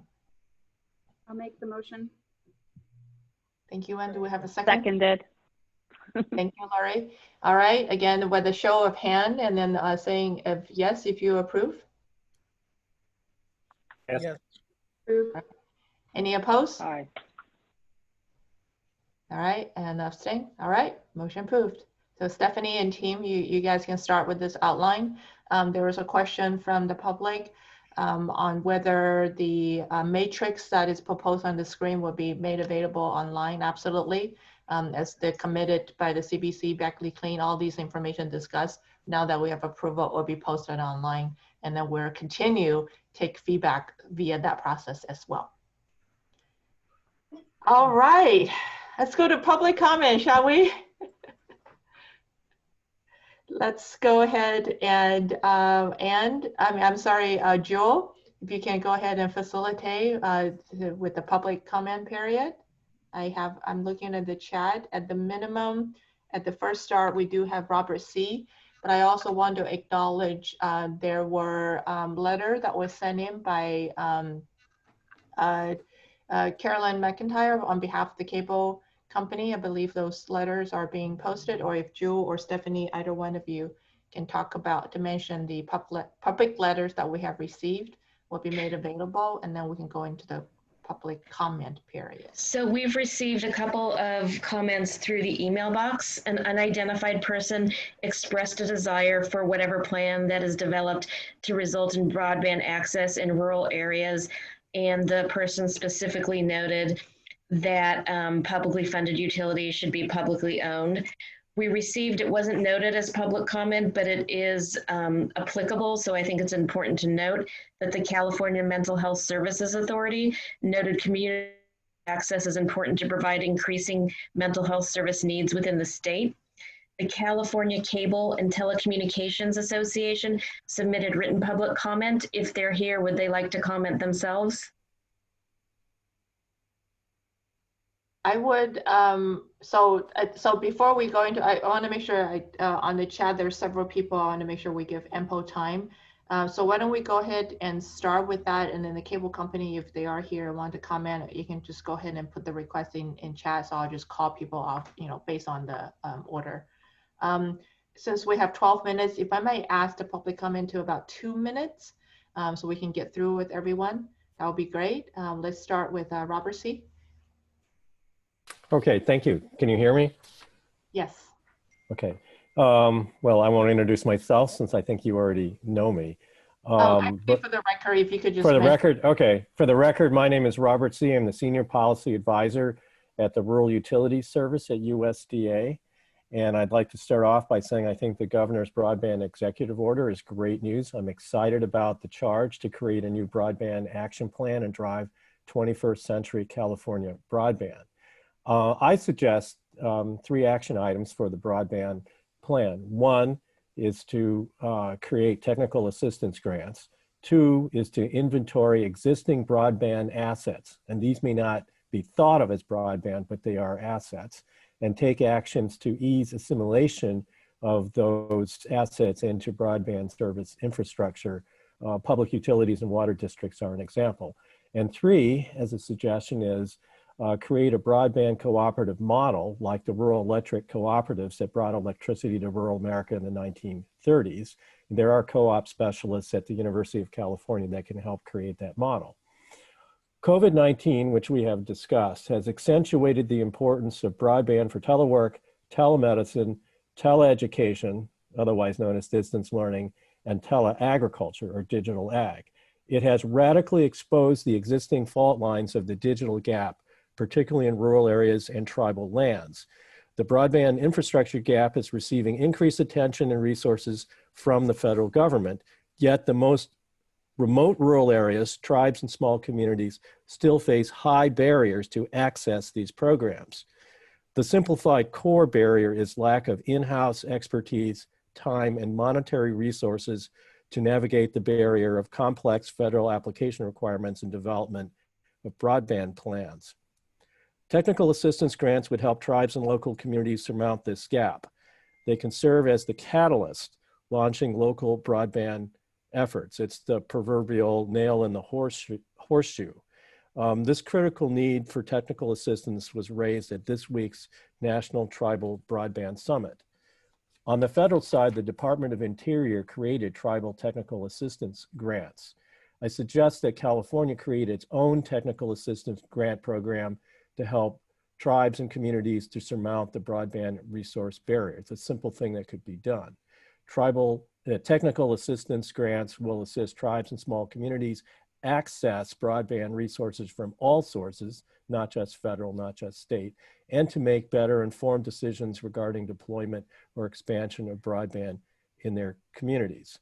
Finally, I want to let you know that the USDA Community Connect grant program opened for applications today. The deadline is December 23rd, 2020.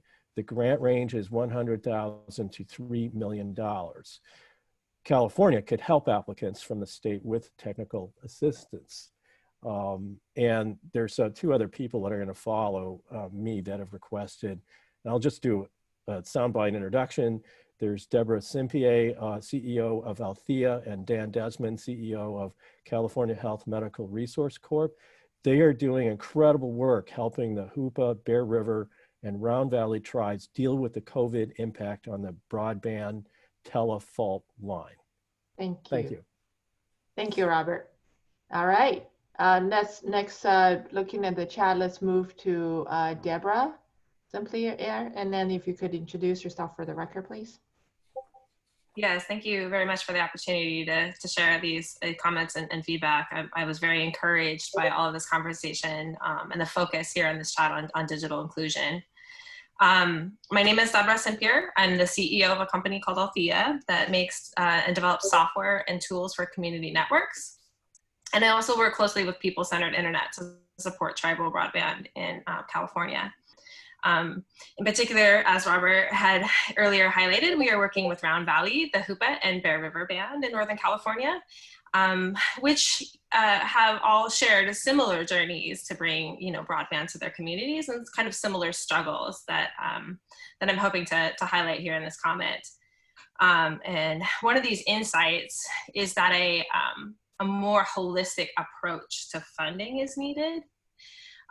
Currently, we very much focus on funding infrastructure and stop there. I would encourage the council to approach funding and granting in a holistic way, that it should be available throughout this life cycle of a broadband plan, right? From not only the beginning, planning, evaluation, and feasibility stage through the building, and also into the sustainable and ongoing digital inclusion. Currently we are forcing tribes and rural communities to do the heavy lift of resources to begin the process and planning. And this very early block can mean that many communities never even move beyond this stage. And I think this is where we see that even despite this awareness of the broadband need over the last 10 years and decade, many communities have not even started the process of building a network. I would also like to highlight that often funding stops after the initial build, and then many communities or many community members fall off, right? So maybe they had broadband for a while, but then can't afford it, and so then we end up in the very similar situation that we were in prior to the grant funding coming to fruition. So we should support the ongoing work, improvement, and ensure that low-income community members are included in a sustainable way. With this holistic approach, I believe tribal and rural communities can sustainably build and maintain broadband solutions, regardless of their unique situation and capacities. Thank you. Thank you. I'd like to move to, I believe it's Ernesto Falcon. If you're ready, go ahead and please introduce yourself. Thank you. Thank you. Yes, my name is Ernesto Falcone. I'm the Senior Legislative Counsel for the Electronic Frontier Foundation. We're a public interest law firm in based in San Francisco, although I haven't been back to the office for quite a long time. I'm based out here in El Cerrito. We are a combination of lawyers and engineers and activists with a lot of members throughout the state of California. And my primary research work in the broadband space has been really at kind of the 21st century of access and how do we avoid the mistakes of the past, many that we're grappling with right now. So I really appreciate this this effort. And a couple of things I just want to share just based on the conversation. I think there's some discussion about like, is this a 10-year plan or not? And I would say that what's probably really important to think about is there really is like a short-term immediacy situation of broadband solutions in response. And then there really has to be a separate train of thought for long-term planning, because we work with a lot of different players within industry and as well as in the kind of the public sector of these infrastructure plans, and we're talking for areas that need something built 3 to 5 years, right? We're there are long processes involved in getting to the final solution point. So there has to be kind of both, right? I also think that as we think about what the vision is and what the future is and what our plan is, we should take a bit of an inventory about where our counterparts in the states are, where our federal counterparts are in terms of what they kind of see the vision, and probably most importantly, I would think the international counterparts of California. We're a global powerhouse as a state, right? We have Silicon Valley, we have Hollywood, we have all sorts of powerful parts of our state that other parts of the world are actively building infrastructure to take from us, right? They are in competition with California, and I think a plan has to kind of recognize this race dynamic between our economy and theirs.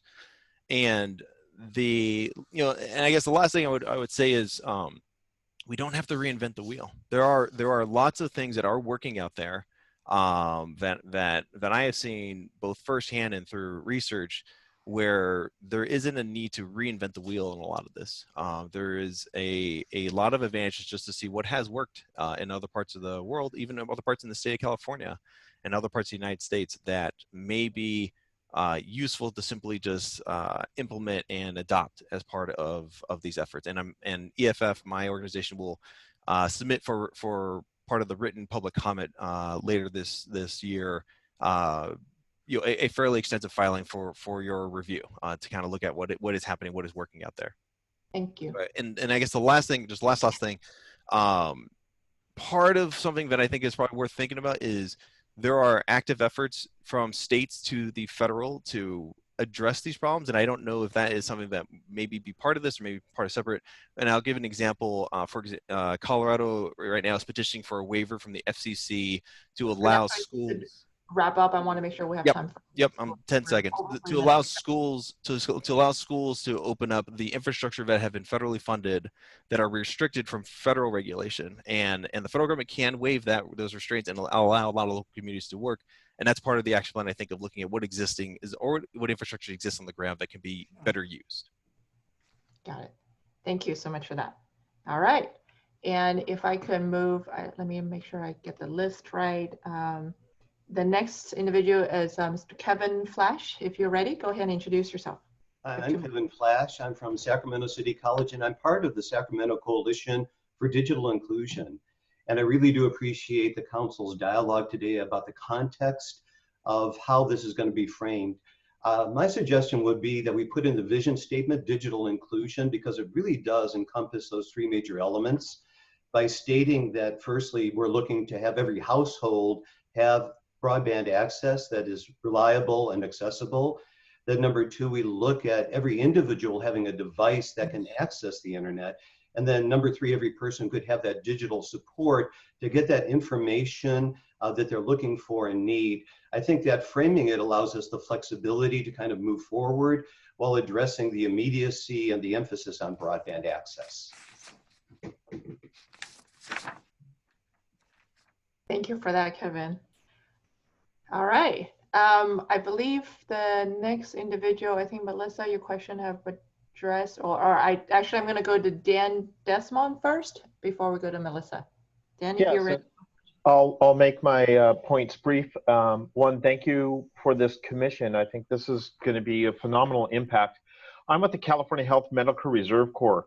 Unlike most medical reserve corps, we're a 501c3 nonprofit that is an umbrella across the state of California. So we usually come in when there's nothing left, be it with the hepatitis A down on the border after a fire, or as we call them now, routine black swan events. And I'd like to make three very tactical recommendations based on our experience, especially over the last 4 to 5 years. One is, as Robert C. and Deborah mentioned, discovery and demonstration projects that are actually live in the local community, and not just in rural, but as Dr. Williams mentioned, in the inner city, as we're trying to bring broadband access in to help with diagnostics and vaccinations for inner city communities. There's a number of reasons for that we've seen for the discovery process. It is giving you feedback as you go forward with your annual updates. This also allows the community to bring in innovations that can be tested out live and in production. But most importantly, it deals with the third leg of what we call the implementation stool, which is sustainability. And while this group is focused on the deployment and adoption, sustainability comes in many forms. And we work with the federal agency on the healthcare, public health, and response community side to help them sustain and keep this technology and this connectivity working, not just during a disaster, but also on an ongoing basis, so it can be used for more proactive things for business development. And then the final term, and I think Cali OES would appreciate this, we use the term blend band for sustainability, not broadband. We called it blend band because it needs to be a blend of technologies for that last mile and for the connectivity after a disaster, when the cell phone towers may be down, but Wi-Fi hotspots may be up. And the reason for that is the federal government funding at the local level, at the community-based level, is so targeted that some of the sustainability to pay for the broadband access and for the data is through these different modes of operation. So we ask that you think of the sustainability on this going forward. And I thank you for the time.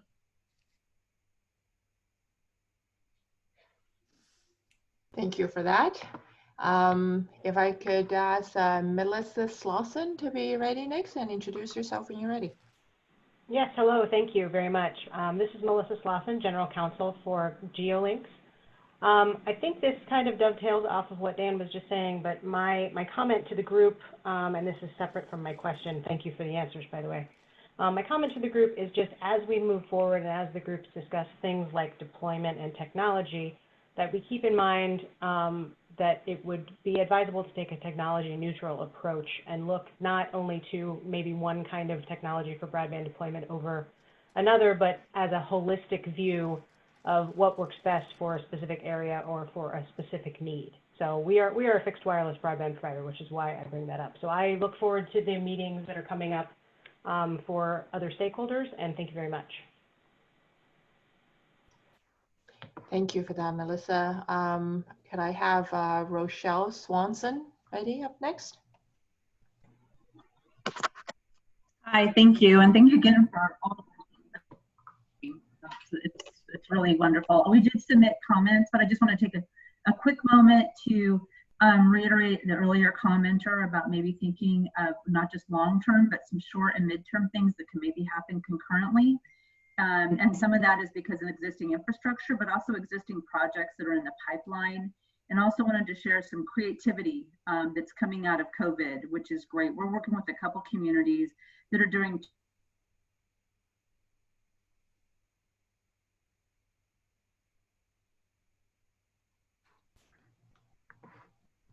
Rochelle, we might have lost you.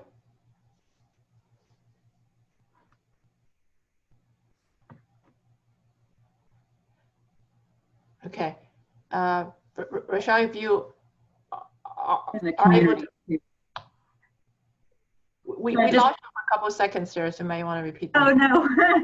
I was just saying that we're finding that the whole issue around COVID has created some good innovations even in process, and asking if there could also be a path to do some short and midterm along with this long-term planning. One of those examples is a term permit. We're working with a couple of jurisdictions. The city retains its authority. We determine the fees together up front based on what it is to pay their inspection fees and the design. And these are bulk projects. We're able to move it forward and they're able to get the fees up front, and then they inspect and final on the end. Just find creative ways to help keep staff on board, and at the same time making sure that we're doing timely broadband deployment. So just hoping there's an opportunity, maybe have a meeting that folks are talking about these creative ideas that we could all start implementing as we find our best practices. Thank you again. Thank you, Rochelle. All right, I'm looking down the list. I believe our last public speaker request is Caroline McIntyre. Caroline, if you're ready, go ahead and get started. Thank you, Madam Chair and members of the council, for the opportunity to speak today. We did in fact submit a letter to the record, a letter directed to you as the chair of the CBC. We also copied that letter, however, to every other member of the Broadband Council, as well as other agencies that were identified in the governor's executive order.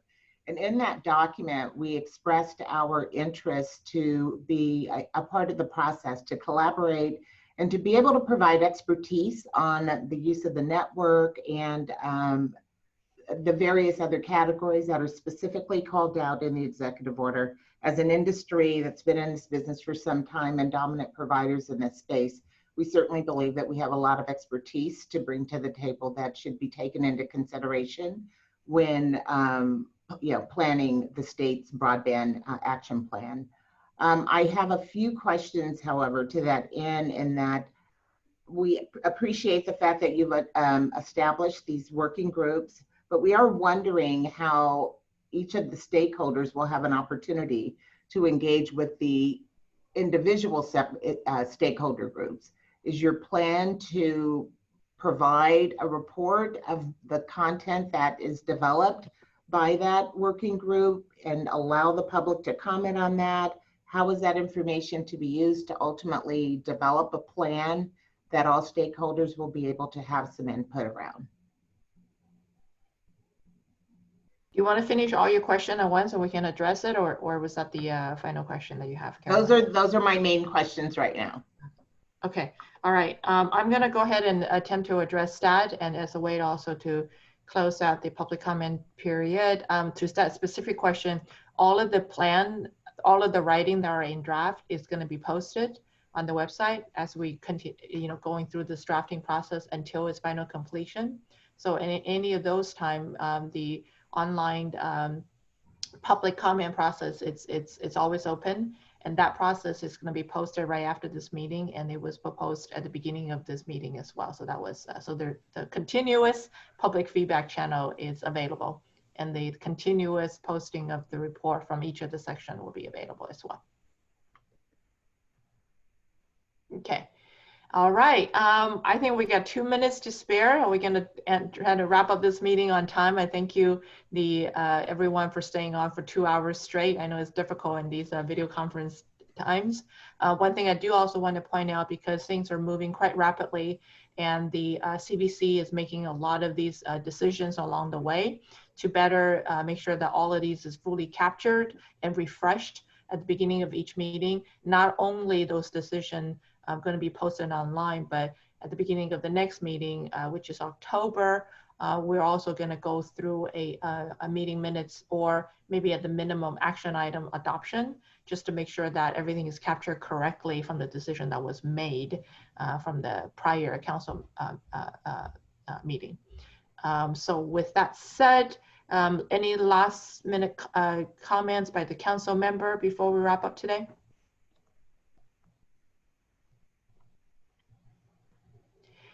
Seeing none, you got extra minute back to your date. So thank you so much. I appreciate everyone's input and looking forward to continue to draft this plan with our wonderful public input. Thank you, everyone. Bye-bye. Thanks, y'all. Bye-bye.